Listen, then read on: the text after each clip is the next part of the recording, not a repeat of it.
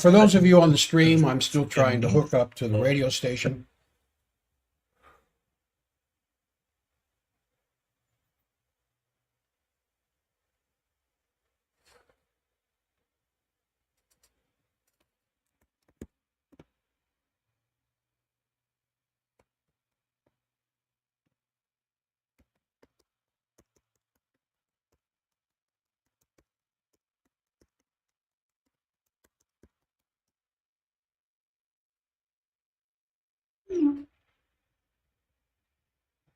All right. So anyway, let me just try it again.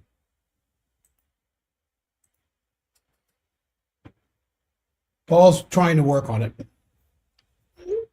trying to see what he can do about getting on the show on our highway to World War. I think I'm going to have Harley on next Monday for an update from the LaRouche organization.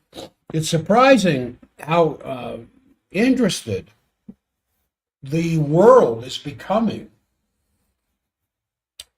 in the ideas of Lyndon LaRouche for the internal development of a nation based on very low interest rate loans established by the credit of national banks within these countries, apart from the international banking system, which is one of the reasons why they had to get rid of LaRouche, because of his promotion of the American system. And so all these crazy stories were created about him to make you think that he was even Tom Drashell called him an international socialist. And I said, Tom, that's because you don't read him. You just hear what the different organizations that don't like him, what they had to say. It's because you didn't read him. So we were going to have a debate one day on LaRouche, and let me see. Zoom, I can't get into anything at all.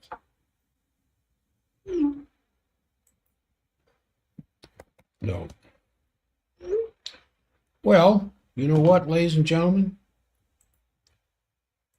I'm going to try one more time.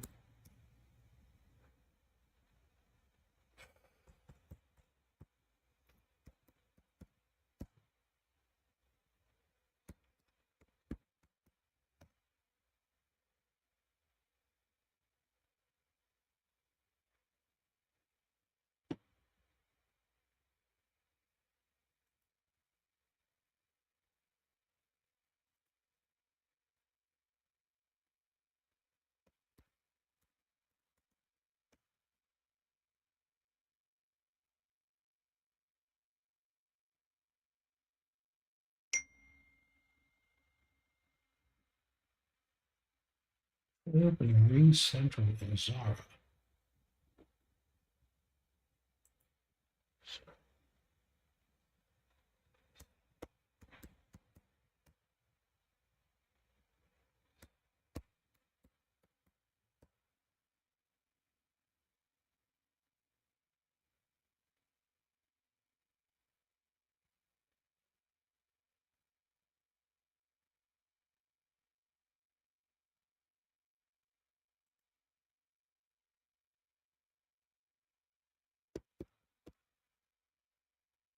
Oh, that's it.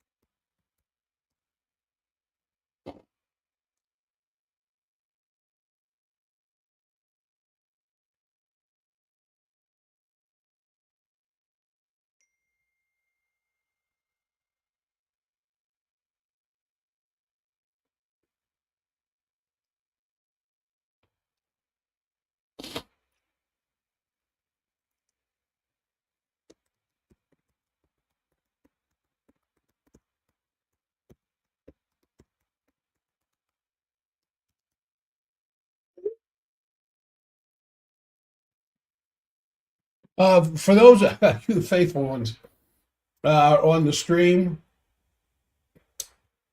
Paul and I are trying to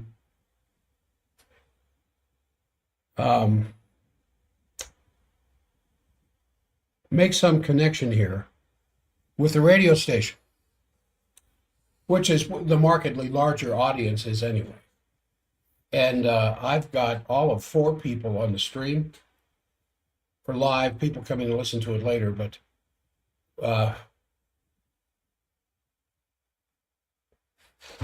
this is not an Abraham situation where, for the sake of 5, would I save Sodom?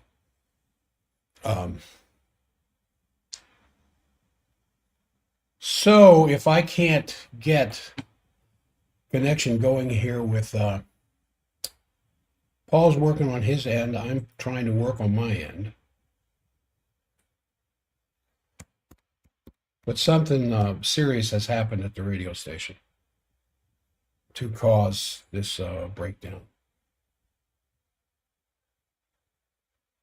And, I don't know, maybe we should just go ahead and do it anyway. He's asking me to do some things here to try to speed this along. Trying to reestablish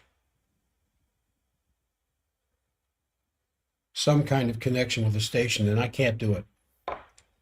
I cannot get it. I'm going to try one last thing here. Yeah.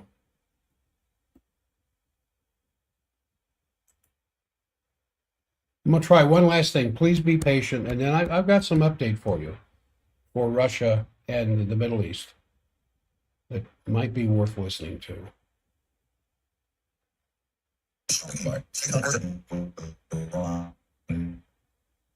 Well, there's something.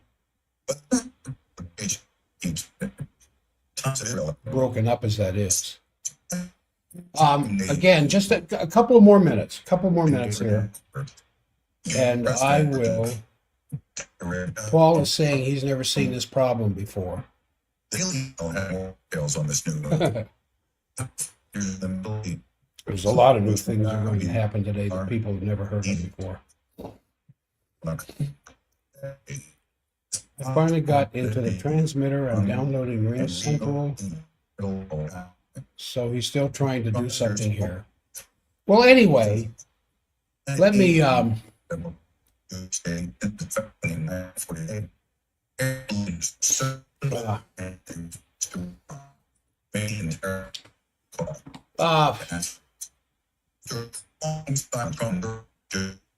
hate to sound so choppy, but even the tower is down. Then what's the point?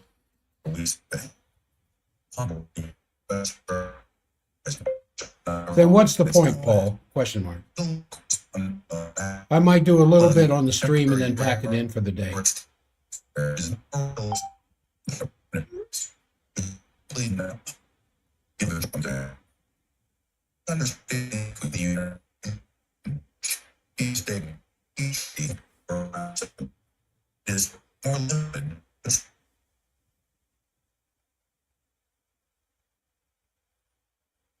Just this one last communique here from Paul. Just waiting for him to answer my last thing. With the resumed strikes coming back on again between the U.S. and Iran, despite President Trump claiming that Iran has requested a meeting to salvage the ceasefire and the MOU, and both sides. Yeah, probably. So probably trying to salvage this ceasefire.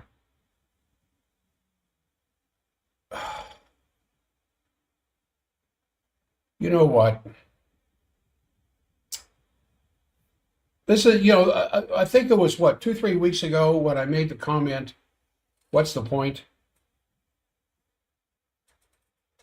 I mean, I love K Talk.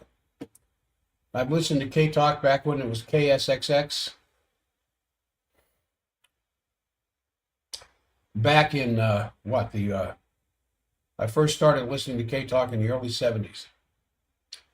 Listening to Bob Salter, Joe Redburn, Jim Kirkwood, and was just hooked with the idea of talk radio and how you could actually get information you couldn't get anywhere else.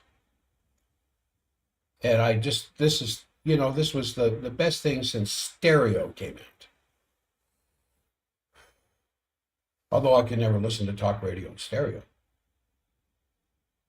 And so that was, then when I came here, when I moved here from Tulsa, where I'd done a fellowship in upper cervical work on the spine,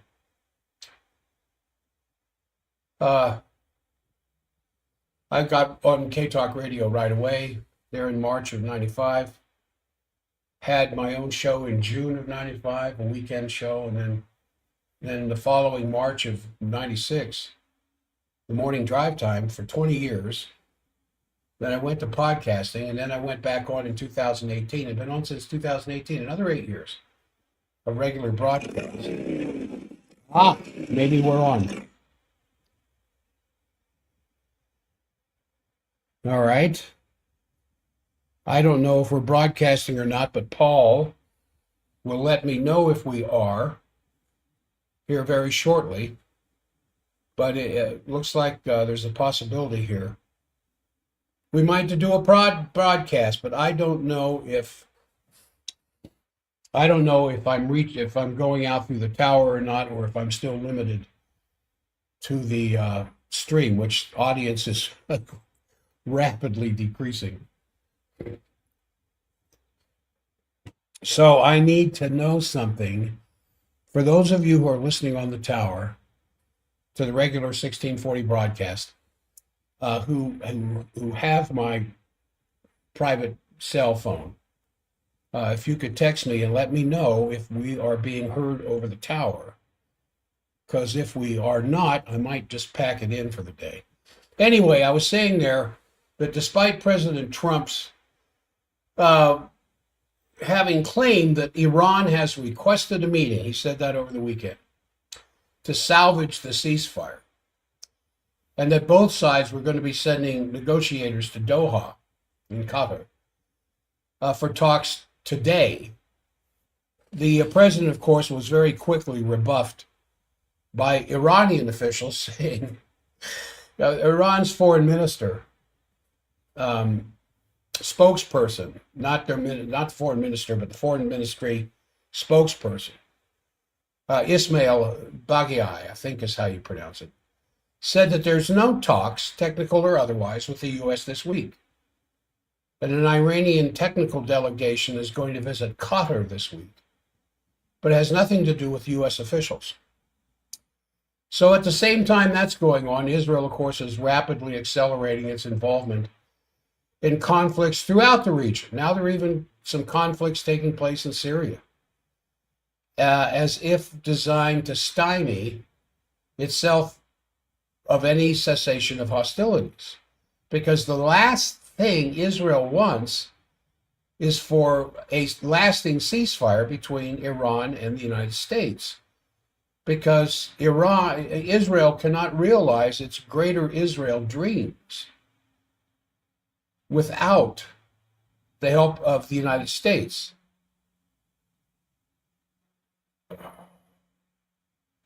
Are you speaking on the air? All right, let's see here. I thought I was. I am speaking now. Tower? Question mark. So at the same time, Israel's doing everything it can to sideline, waylay, stop this memorandum of understanding, because in the first 3 sentences of the memorandum of understanding, Lebanon is mentioned twice. And Iran is not going to stop its hostilities until Iran or Israel pulls out of Lebanon. And Israel is not going to pull out from Lebanon. So it says my mic is muted. Not so. So anyway, well, Paul's beginning to suspect there might be a virus affecting all of this, and I am not getting any.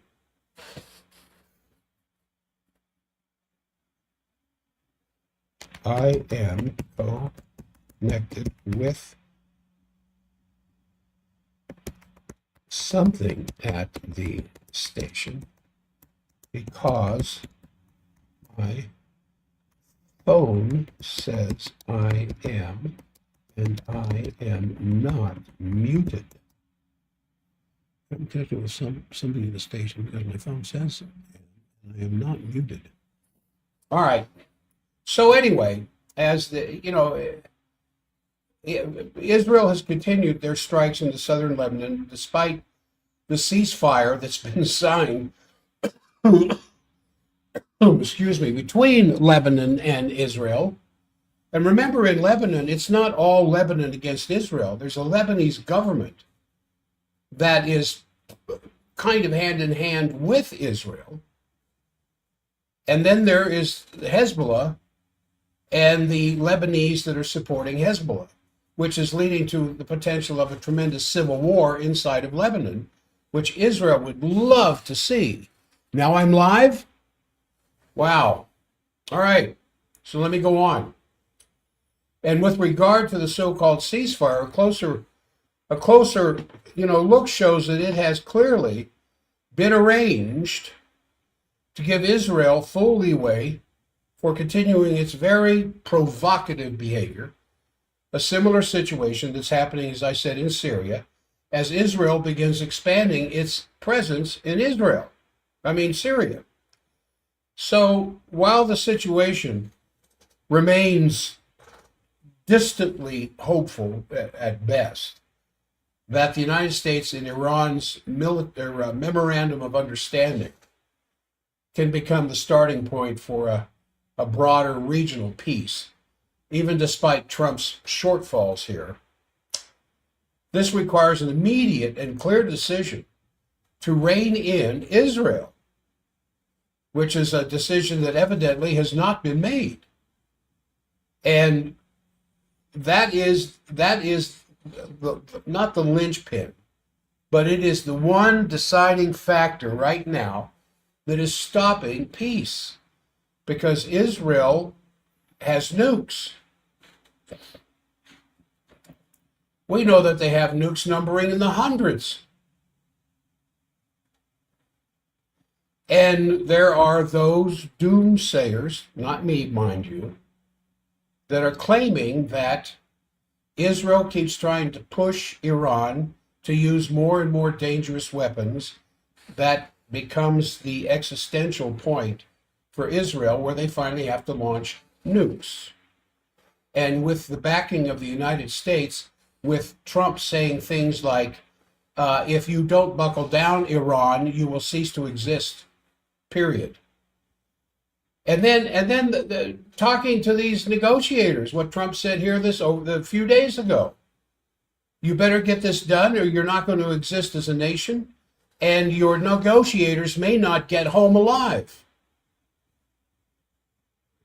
Is there precedence for President Trump saying stuff like that? Yeah, he's already killed negotiators twice before. No wonder the Iranians don't want to sit down with the Americans and negotiate anything, because they're walking into a death trap. So, you can't make this stuff up. I mean, everybody is saying that. You just can't make this stuff up.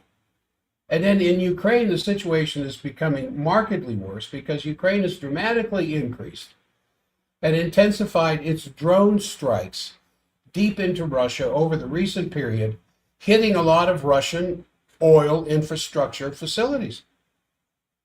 And President Putin has now had 2 meetings with oil principals in Russia. I think that's what the news called it. Oil principal. I think they mean oligarchs who own these facilities. And he's been meeting with them over this last few days and over the weekend.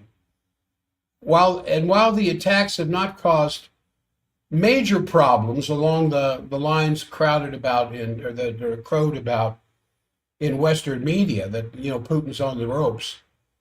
Putin did say that they have certain shortages, but Russia's currently drawing on its own petroleum reserves, but they are at almost the same level at this time that they were last year.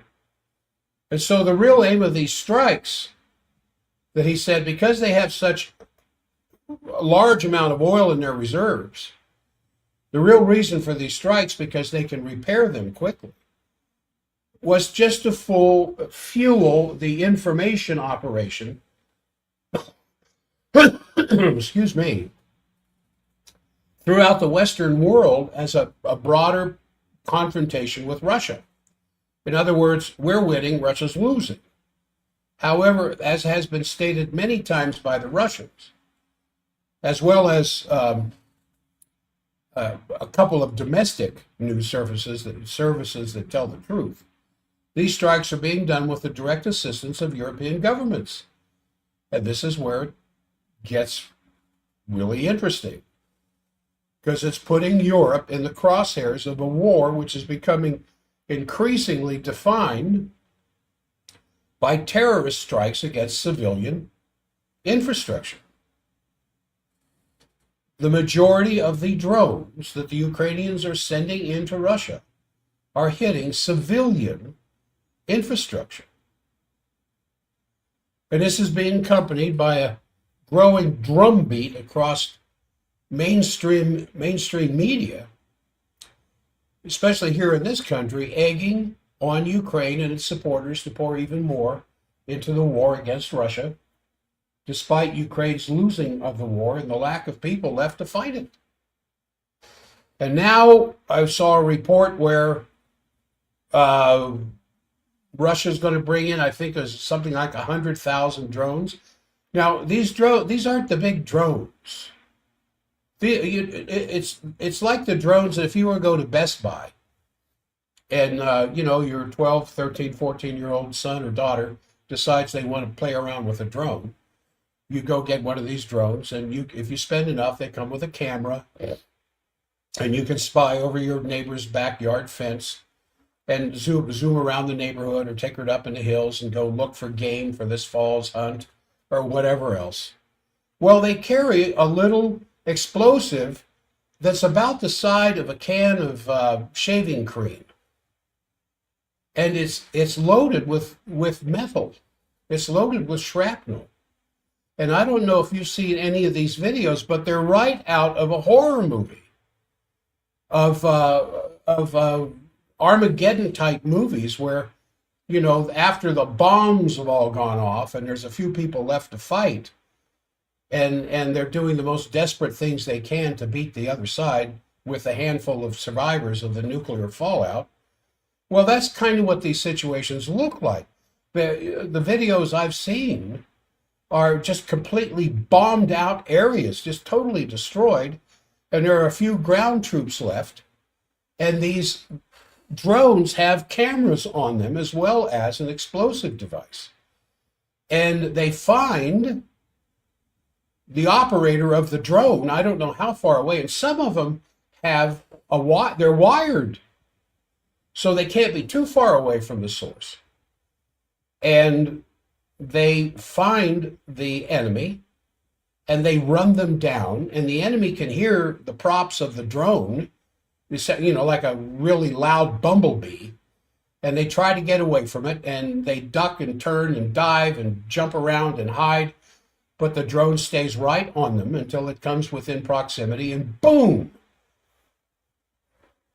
it's over with. And this mad game of psychological warfare and manipulation that is driving this kind of stuff is the highway to nuclear war. I mean, have we lost, as a species, have we lost the moral fitness to survive? That will allow these fanatics in Europe and the United States who have gone beyond what would have to be considered the point of clinical insanity to drag the world into this civilization-ending war in order to be right. I mean, Europe is now even seizing Russian oil tankers in international waters. That just happened. Now, what if Russia were to respond in kind and seize a French vessel or bombed one of the drone facilities in Europe that is manufacturing these drones for use against Russia? What would the United States do if we bombed Rheinmetall in Munich or Bavaria in Germany? What might happen then? Now, I have been reporting on my show for 2, 3, 4 years, Germany, and what Pistorius, the defense minister of Germany, has had to say. They want to be war ready with Russia by 2029, 3 years from now. What does it mean to be war ready?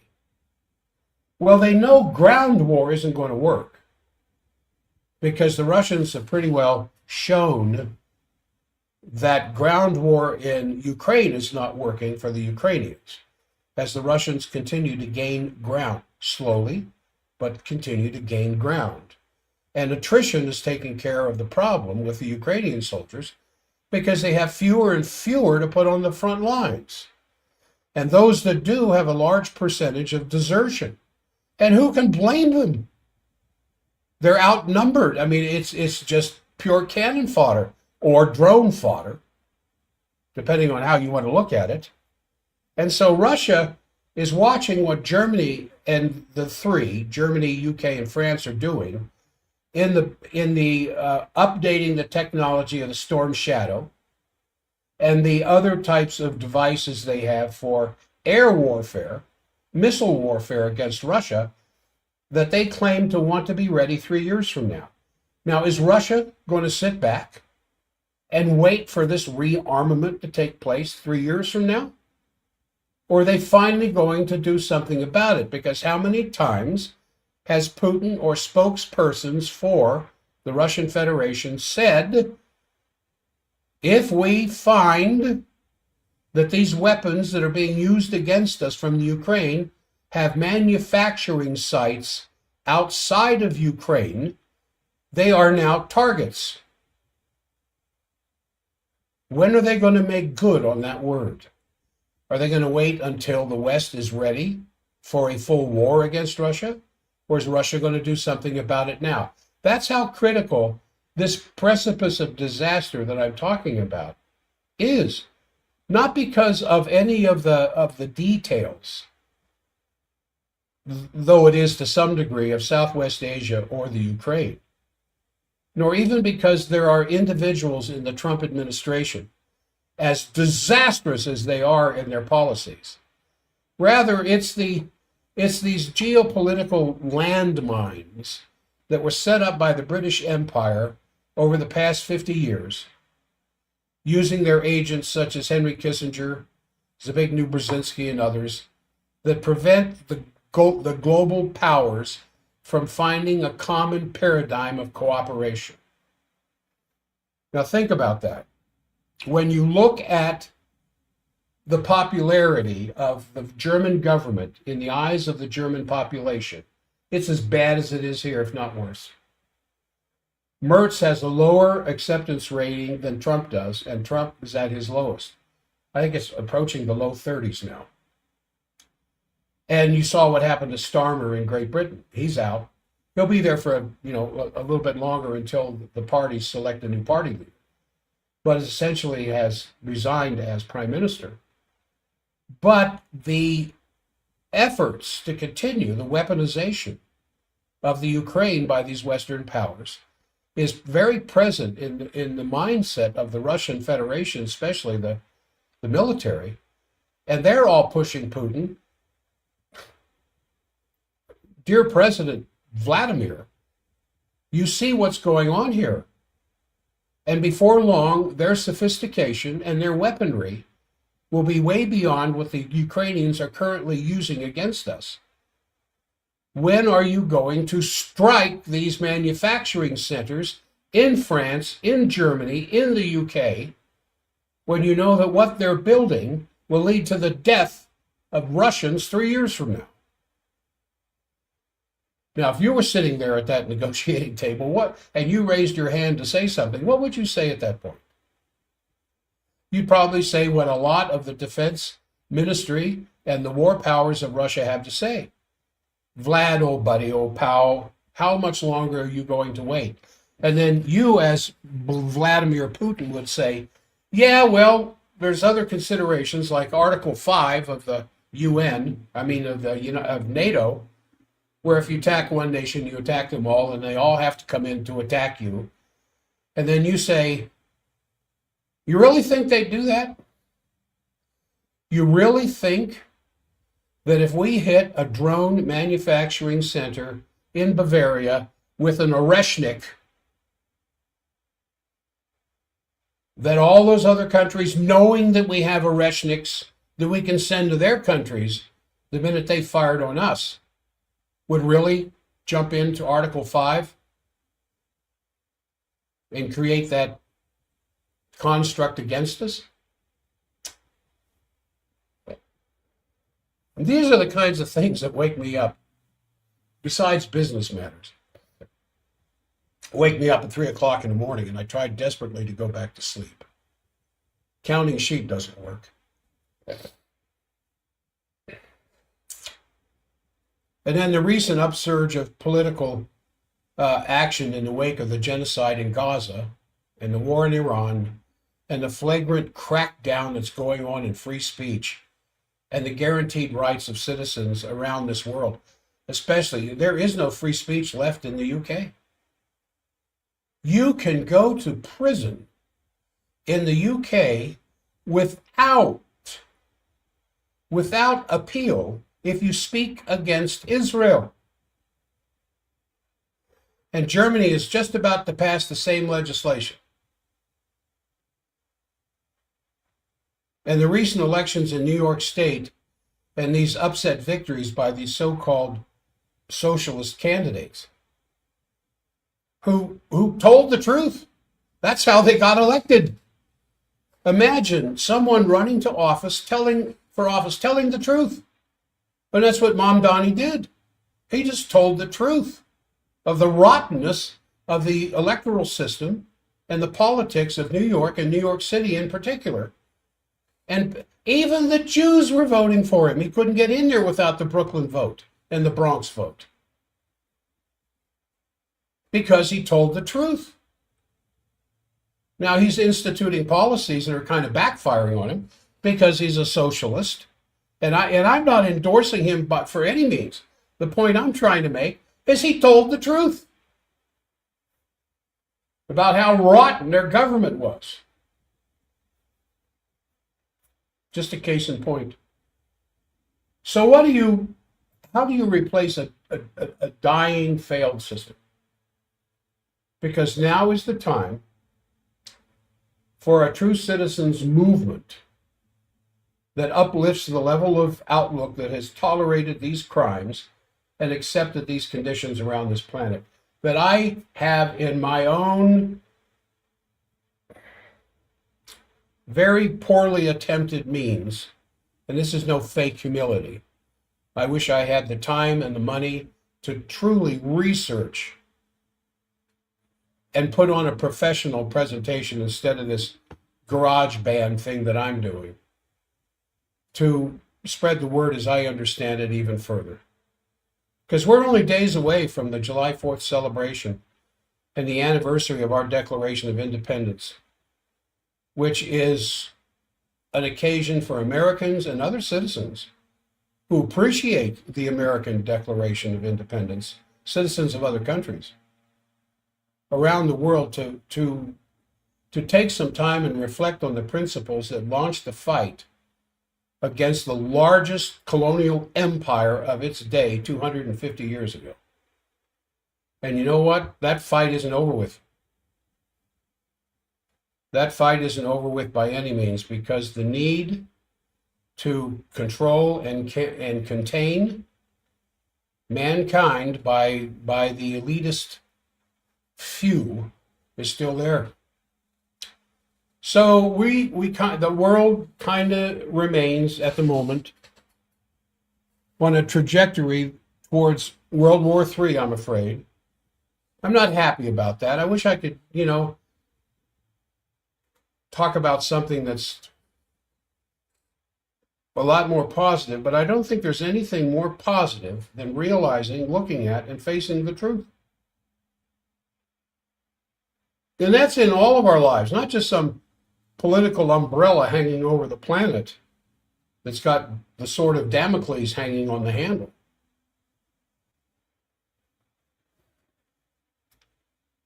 Nothing is freeing more so than the truth, as Jesus said. I don't know if it's Jesus or Paul who said that, now that I think about it. It doesn't matter.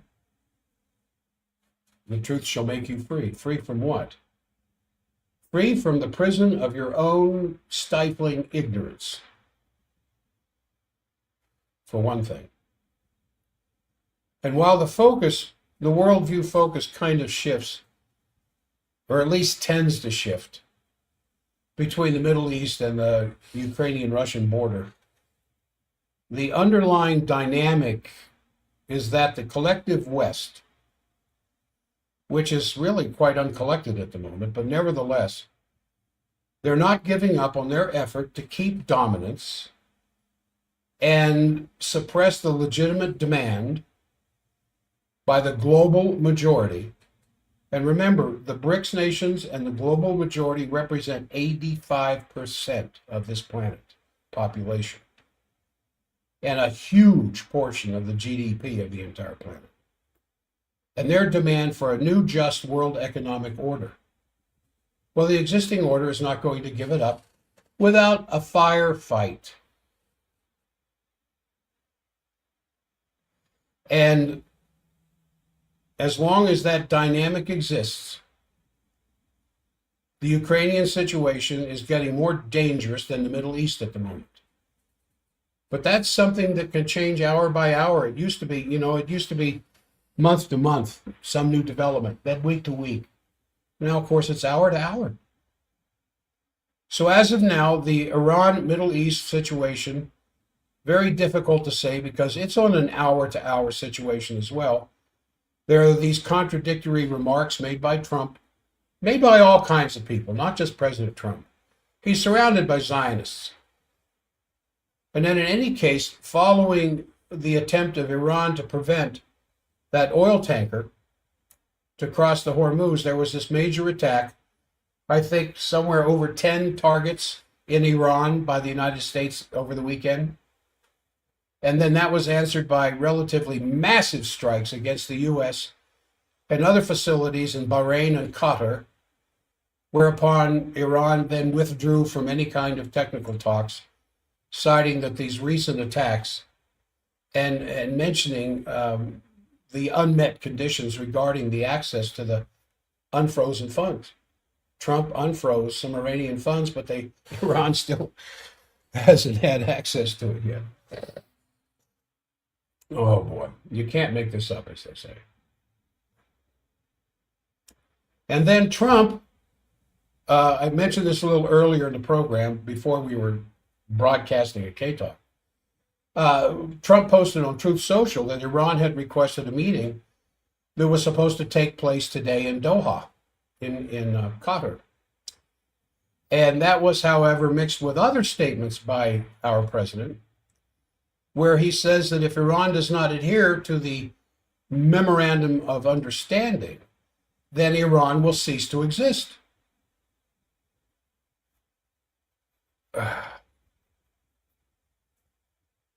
So the overall situation, naturally, is that Lebanon situation is one of ongoing genocide on top of everything else, which, given the fact that the United States is backing this deal between the government of Lebanon and Israel, it basically means the slaughter of Lebanon is going to go on with our support, as the slaughter of the Palestinians will continue to go on with our support. Unfortunately, if I have time, I'll get into this in a little more detail. The reports of the ongoing genocide in Gaza and in the West Bank is fully going on. So independent of military action, these horror shows are continuing. I don't know what else to call them. Now, there is only a tiny amount of the oil passing through the Strait of Hormuz, which means we're sitting on a powder keg with the clock ticking. Trump had said in a recent statement before the MOU, and that's, just showed up in the last week or so. I guess it was 2 weeks ago. Trump said that these 4 weeks, that there was this a threat of a total economic worldwide meltdown, like 1929, he said, and that would happen in 4 weeks. He said that 2 weeks ago, so there's still 2 weeks to go. And he had given this ultimatum of the total oil and gas reserves here in this country would be finished by August, which is only 4 or 5 weeks away. And there's other countries in much more desperate straits than we are, because the average American doesn't know that they are in desperate straits. The average American continues to shell out. And then here's the crazy thing about it. Gas had dropped a little bit. Oil futures, or the price of oil, is dropping while it's getting more scarce. So that's artificially controlled. I talked about that yesterday. So this is a complete time bomb. It's a powder keg with a time bomb attached to it in respect to the situation in the Middle East. And there are, however, major reports of all these countries who are trying to mediate to get those straits back open again, like Pakistan, Qatar, Turkey, backed and supported by Egypt, Indonesia, China, to try to get this new security architecture in the Middle East that'll make the straits open as they were before the U.S. attack on Iran, February 28th. But that's still a very iffy affair, and the only thing which seems to be for certain is the upgrading of the Pakistani-Saudi military alliance. That is something around which many of the other Muslim countries could join, in the sense that they're telling Yankee, go home. Get out of here. And the crazy thing, the defense spending bills that are in Congress right now to rebuild all these destroyed American bases in the Middle East. Why would you rebuild something that's just going to get blown up again?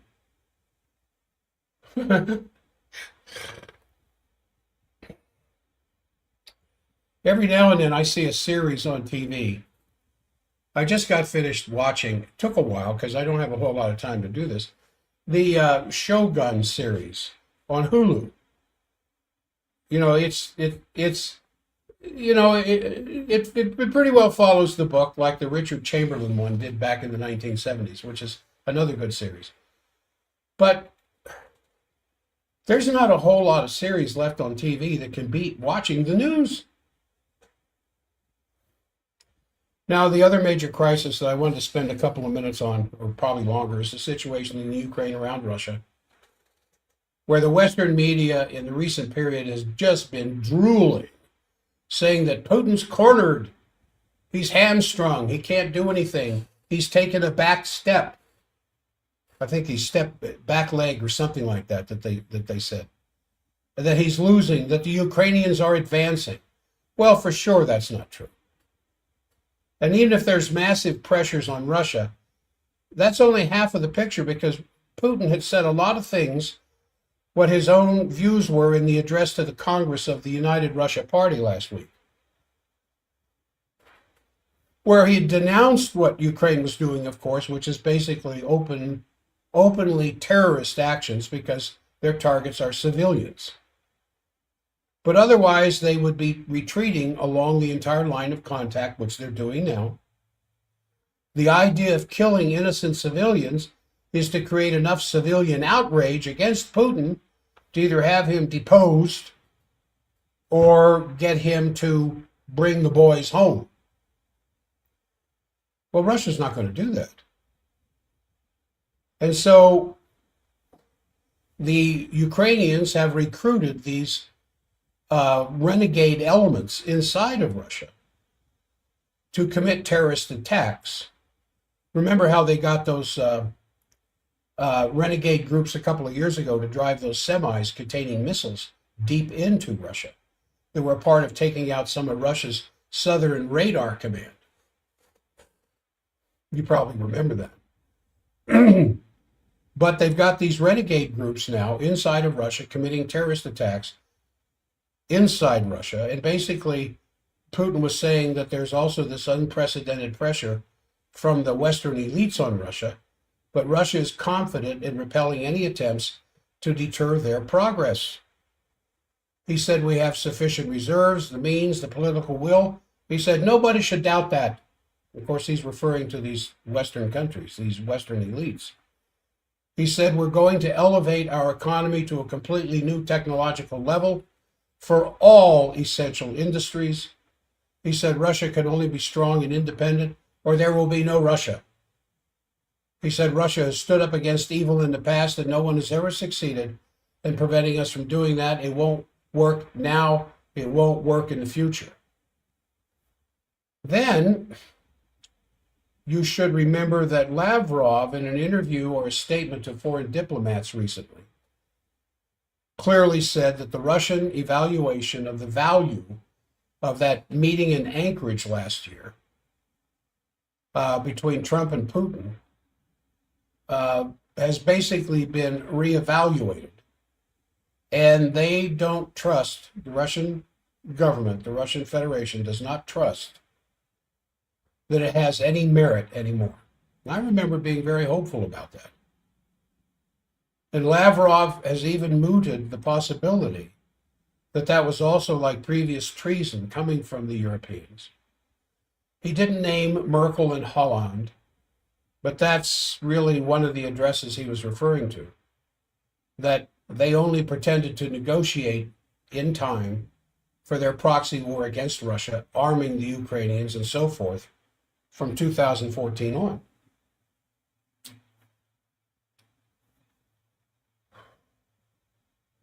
Now, he didn't say this in the affirmative. He only said that he doesn't even want to think through the implications, showing very clearly that there is a clear worsening in the assessment of the potential of U.S.-Russia relations, except that the Anchorage meeting doesn't have any merit anymore.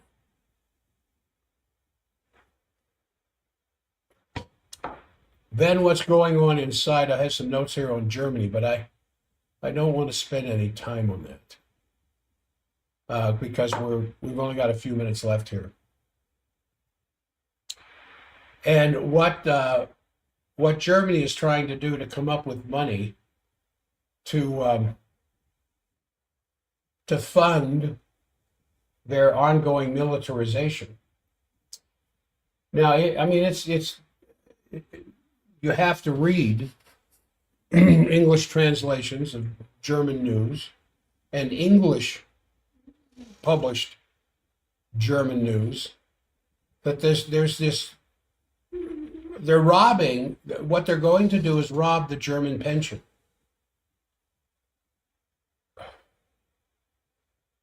Now, what would happen here? What would happen here if we were to see our government make a huge cutback in Social Security payments in order to fund Israel's war against Iran? That's a ludicrous concept. And what they're doing, I mean, at the same time, they're creating this military industrialization bank that I was talking about yesterday, where just like Schacht did in order to fund the German armament in the 1930s, just create money out of nowhere, backed up by promises from Western banks like Brown Brothers Harriman, J.P. Morgan. Now the auto industry is altogether laying off, I think I talked about that yesterday, 100,000 jobs, not just laying them off till they can recover, but eliminating them. Volkswagen is like somewhere around 5 to 6% of the German GDP. Nowhere else on this planet is an auto industry holding on to such a strong position in a country's GDP as Volkswagen, the largest manufacturer of vehicles on the planet, the position they have in the German economy. And so they're laying off 100,000 jobs. Rheinmetall and some of the other weapons firms are massively increasing production, reconverting some of the Volkswagen manufacturing facilities, as I've said in the past, to manufacturing tanks.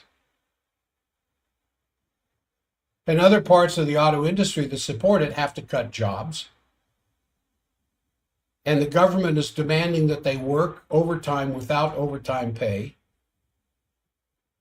getting rid of bonuses, which in one case is even a month's wage reduction. So all of these things are going on to fund the growing militaristic attitudes and plans of the German government with terribly low support of their people, as I said earlier. And naturally, the health sector is being slashed. People are supposed to pay for their own dental care now. Hospitals are being closed, and on one side they're crying, we need more medical facilities to treat wounded soldiers in the coming war with Russia. They're actually saying this. And at the same time, they're closing hospitals in rural areas that is completely undersupplied already. So what you're seeing now is the complete dismantling of the German economic model, trying to become that much more oriented towards a militaristic buildup.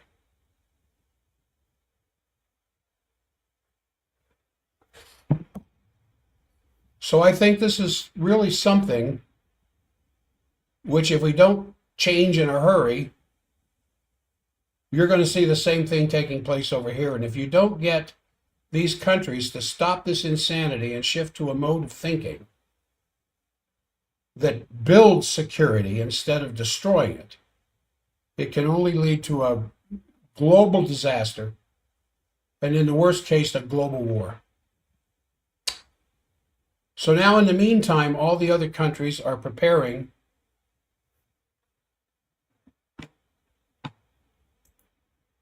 for how they're going to survive. China's doing it.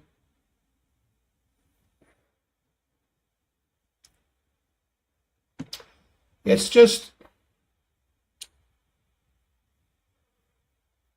again, I wanted to be able to do something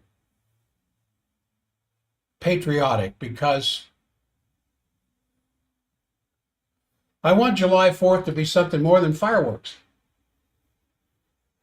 When I was driving home from the clinic last night, I saw two pickup trucks, with American flags stuck on poles in the back of the trucks, flapping in the wind as they were driving down the freeway. One looked like the new flag. The other one looked like it was flown at Iwo Jima. I mean, half of the flag was gone. You know, in the upper left-hand corner of our flag is the blue field with white stars. And this flag had been so torn up by the wind that half of it was gone. It was half a flag, still flapping in the wind. And the thought that crossed my mind wasn't, my goodness, what a disgrace to display the American flag like that. Shattered, torn to pieces. And then I tried to put myself in the mindset of the guy driving the truck.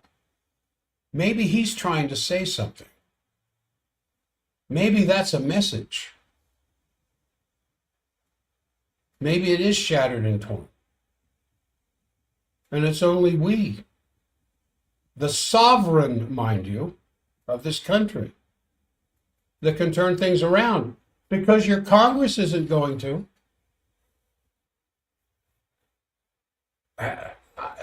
I might be exaggerating, but I think half of them are Zionists.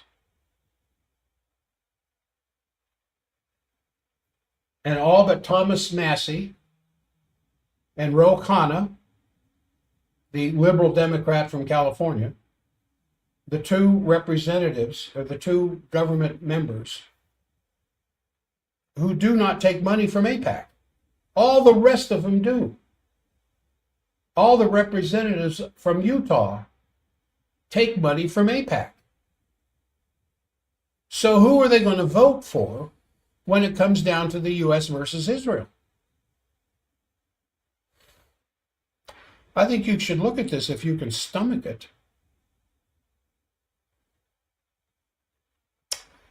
And now the fact that the U.S., oh, it's 8:58. I think I'm going to bring this to an end. Hopefully we can do a health show tomorrow. Maybe I'll do one on mental health. No, there's something I was supposed to talk about tomorrow. I wanted to announce. What was it? Something I definitely wanted to announce. Oh, well. Well, I'm off to work here in a few minutes. I got a pretty full schedule today. Still taking care of new patients, just left and right, coming in because of the special, the half-price special. And this lady I saw last night, I've worked on her 4 times. Migraines are completely gone. After 4 corrections, she was just jubilant last night. I haven't had a migraine since you started working on me. And that was about maybe 3 weeks ago. And I have 2 new patients coming in Thursday from California.